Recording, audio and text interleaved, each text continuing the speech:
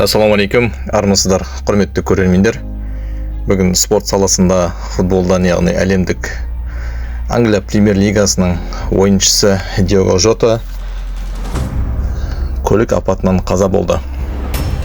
Шұғыл жаңалық.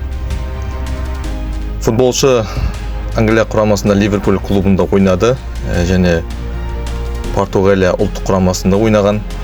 Бүгін түнгі 3 шілде түнгі 3 шамасында Испан провинциясы Саморада трассасында демалып келе жатқан уақыттан бері қарай трассада көлікте қаза болды дейді ресми ақпараттарда Марка баспасында.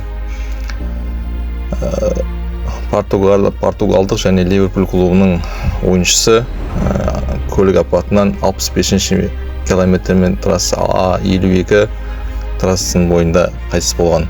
Lamborghini автокөлігімен жолдан шығып, және ол Диего Жотаның қасында өзінің кіші болған Андре, ол да футболшы болған.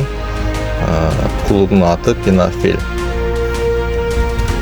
Көлік Lamborghini көлігі жолдан шығып, жанып кеткен.